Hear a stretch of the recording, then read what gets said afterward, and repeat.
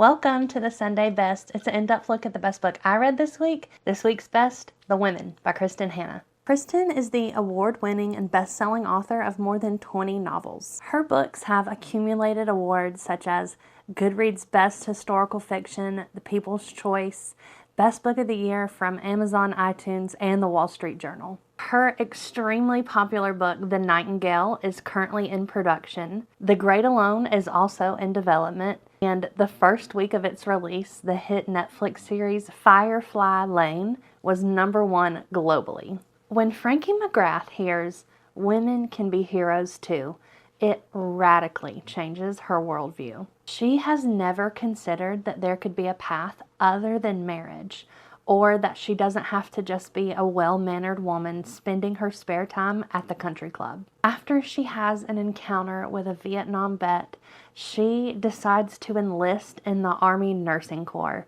to the extreme and utter horror of her parents. Then, just a few short weeks later, a fresh-faced 21-year-old, minimally trained girl finds herself in Vietnam completely unprepared for the realities of war. After her first mass cow or mass casualty incident, she is completely rethinking her decision and questioning if she's even cut out for this job.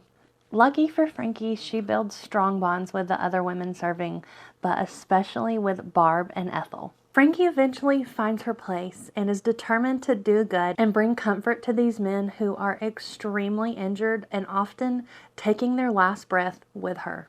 As fascinating as it was to spend 2 years in Vietnam with Frankie, the story really takes off once she gets back home.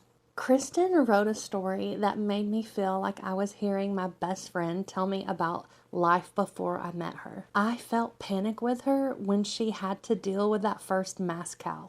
I could hear the incoming helicopters. I felt joy with her when people were finishing their tours and getting to go home, and the utter heartbreak when the injuries were just too much to survive. She beautifully and magically showed us the unbreakable bond between people who were there. Frankie's story after the war was done just as well. Things were not perfect or easy for her returning home, and we got to live through another type of fight with Frankie. We got to see those bonds that she built during the war help her flourish and heal in a whole new way. I'm not a big fan of historical fiction, and if I'm being honest, I didn't think I was going to like this book very much, but boy was I wrong. I sent a voice note to my best friend of me sobbing. I'm already an emotional wreck. And it was only chapter 6. I was well invested at that point. I have thought about this book regularly since I finished it and have recommended it countless times already. I know it's early in the year, but I am certain this will be one of my best reads of 2025. Thank you so much for joining me for the Sunday Best. If you have read The Women, congratulations on reading a spectacular book. And if not, I hope your TBR is officially one book longer. Happy reading.